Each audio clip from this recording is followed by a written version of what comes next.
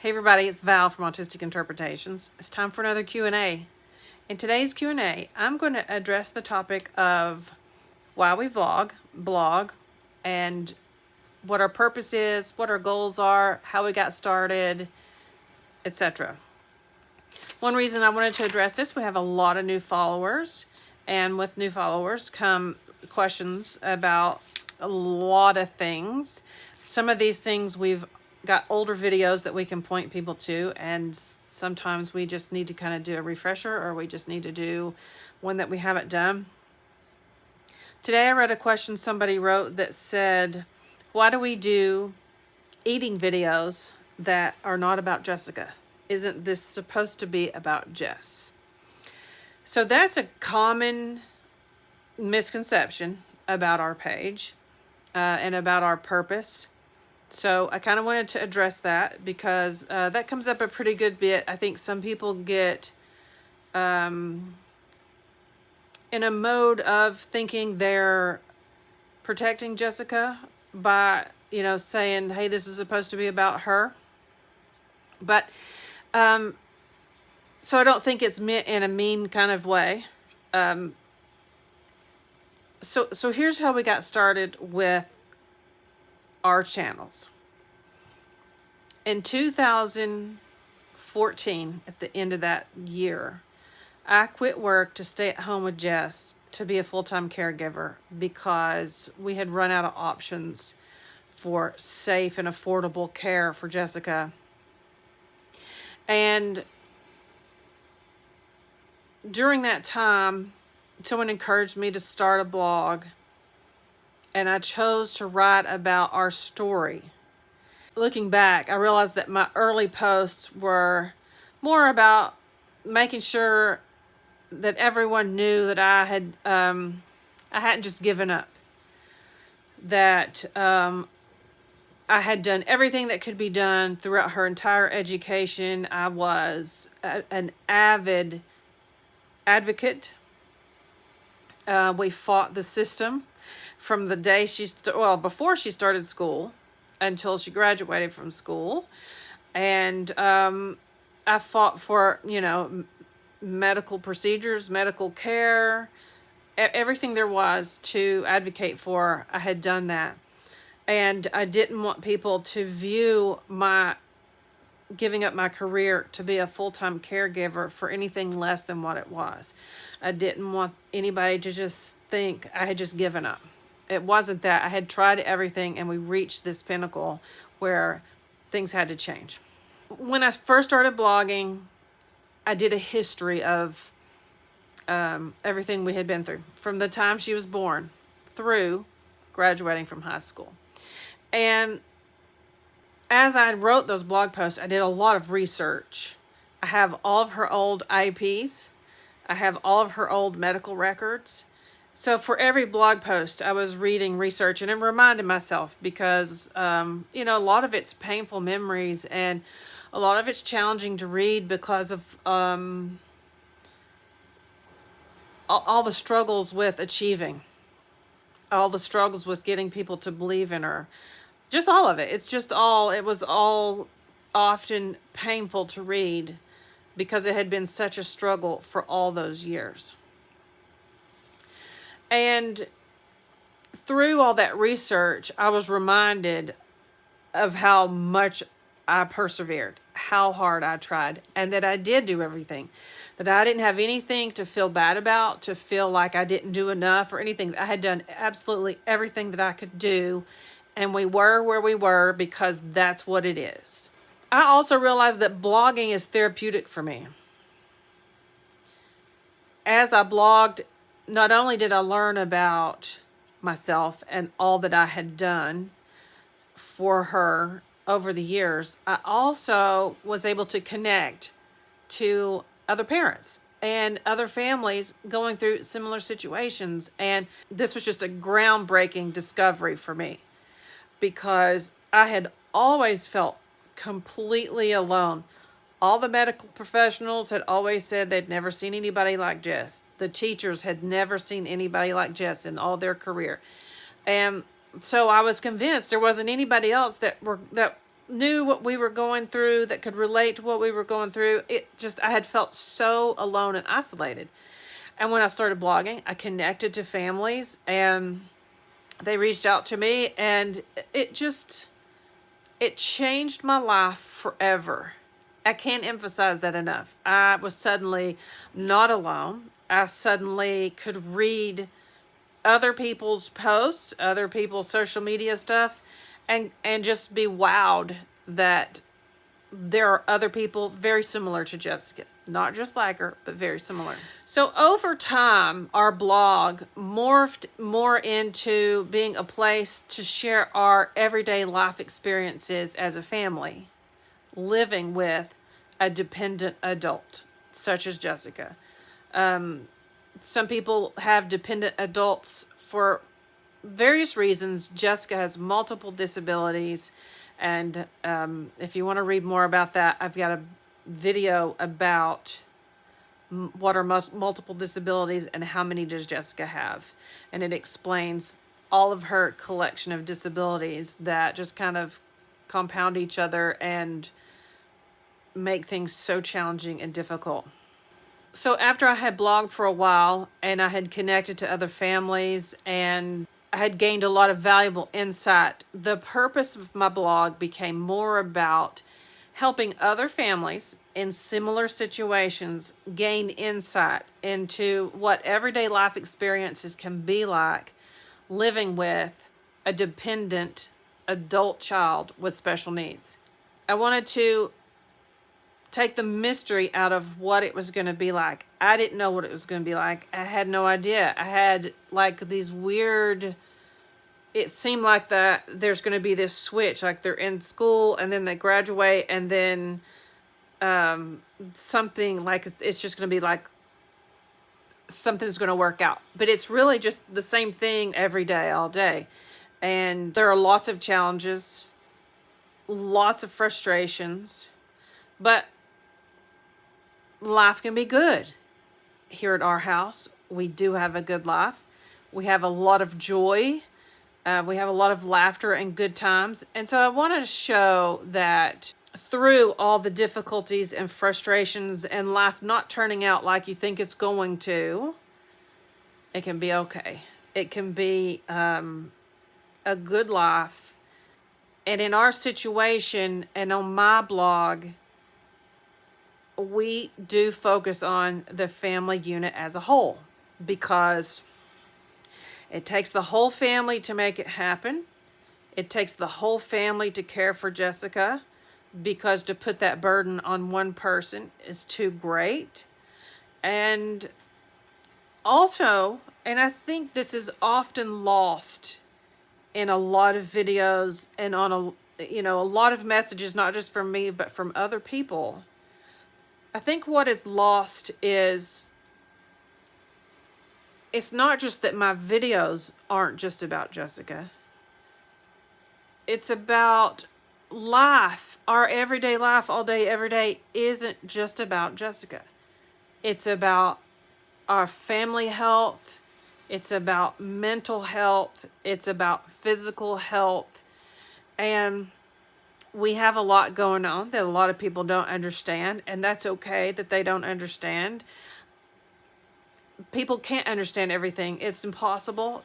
There are things we're not going to discuss. People have been very curious about mine and Bad Daddy, aka Campbell, the father of my children, my ex-husband, that person. There's been a lot of mystery and question about our relationship. And there are just some things we're not ever going to discuss. We're just not, it's just not going to happen because it's private and we're going to keep it that way. There are things about Hannah, who is Jessica's sister, who is my daughter. Hannah's my daughter, Campbell's daughter. There are things about her health that a lot of people don't know. A lot of people do know, some people don't know. Hannah had a near-death experience when she was 18, a mystery illness that struck her. She barely survived. It was traumatic for all of us. I spent a month in the hospital with Hannah as she barely clung to life. one of these days, I'll tell that whole story about what happened. We don't really know for sure all the details. That's why it's mysterious, because there were no clear-cut answers. And that experience has left Hannah with some health issues that can't be seen. It's one of these invisible illness type situations where just looking at Hannah at a glance, you don't know, and she's sitting here with me. So, just at a glance in videos, you don't know the extent to which she struggles every day with energy, with heart issues if she is too active, with bathroom issues, regardless of what she eats or doesn't eat. It's just part of her illness. And I have issues. I have an autoimmune condition that kicks my butt sometimes when I overdo it, or when my medicine levels get kind of off, and it wipes me out. I need to lay down and rest. And recently I overdid it, preparing my house for sale, and ended up in bed for 2 days because literally that's all I could do. And I hate that. I hate it. I like to be a multitasker. I like to get a lot done.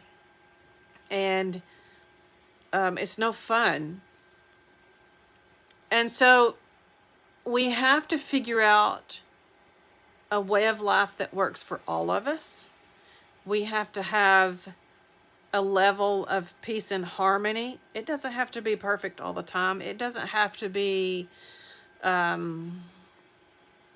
everybody in sync and everything happy and all that. But we have to strive for a level of harmony and peace that works for all of us.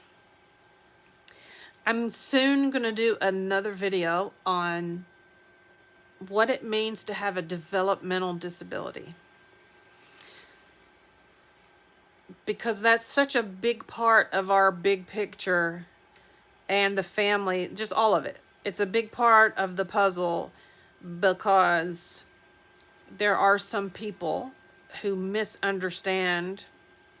For example, Jessica learns to do something this week, and they think we just started working with her. Why did we wait until yesterday to teach her something? When in reality, we've been working on these things since she was a child. Her development in many things, many skills, many thought processes, her maturity, her emotions, all that, it's delayed. I'll address that in another video. But Jessica is a very complex individual. There are no easy answers. If people think they have easy answers, they're wrong. And that's okay that they're wrong. It's because they don't know better. And my hope is that putting this information out there and showing our life will give people a broader view of what it's like for a family. One thing that I will end on in regards to family and this life and situations. Today is a holiday, and a lot of people may have celebrated over the weekend, or they may be celebrating with family today. And we are going about our usual routine. We're not celebrating with family. We're not going to a picnic, a party that we were invited to and have been invited to for every year, because Jessica has a history of obsessively connecting to certain people, and one of those people is involved in this holiday family get-together that's every year. And literally, without exaggeration, that is a trigger for Jessica's anxiety that can last the entire year. The whole year, from this holiday this year to this holiday next year, she has nightmares about the person's health and well-being. And this year, because of COVID, and the family gathering was canceled for at least 1 year because of COVID, and I can't remember if it was maybe 2 years. I don't remember, but something about that, it kind of gave her a break from thinking she's missing out and, worrying about seeing this person. And this year, she hadn't mentioned it. She's been focused on the move. She was focused on Augustina's visit. And we haven't talked a lot about this holiday and what holiday it is, because of the stress it imposes on the entire family. If we were to say, oh, but I want to go. Well, I do want to go, but I don't want to go bad enough to deal with that anxiety, stress, and panic and nightmares for a whole year. So, it's a family sacrifice, if you want to call it that. It's a choice to not participate in things like that. And just like, It's better for Jessica too. yeah, I mean, it's what's best for her to prevent that from another whole year of stirring that one particular thing back up to worry about and dream about all year. She's got other things she's worried about right now, and very specific things about friends and the health of their children, and that's enough for her to worry about. But my point is, like, every decision that is made about everything in life, it's not just about Jessica. It's not about giving in to Jessica. It's about the whole family.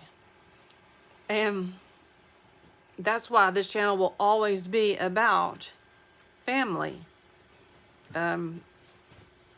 We are a unit. We've always been a unit. Still be a unit. And to have this page be just about Jessica would be, first of all, misrepresentation of reality, and secondly, it would be more confusing to not understand what other factors go into decisions we make and moods that people are in and why we, just a lot of things. It's always way more complex than it probably seems. So I hope this kind of clears that up a little bit about why are there things on here that aren't about Jessica. And it's because life is not all about Jessica. It is about our family. Lots of factors in there. So if you have any questions that are kind and nice and positive and it's sincere, and you really don't understand something or would like to know something further about something that I've said, please let us know. We will always try to answer kind and polite questions. And I'm planning to do more Q&As than I have been for a while. Life got crazy, hectic. I got to feeling bad. So I kind of had to get a lot of rest in, but I'm feeling a lot better. And I've got so many questions coming in because we have so many new people. So we're going to be addressing some of those. I'm not going to do a Q&A every day, but at least one a week, hopefully two. So anyway, thanks for watching. We appreciate all you guys, and we appreciate your interest and support and love. And we'll see you soon.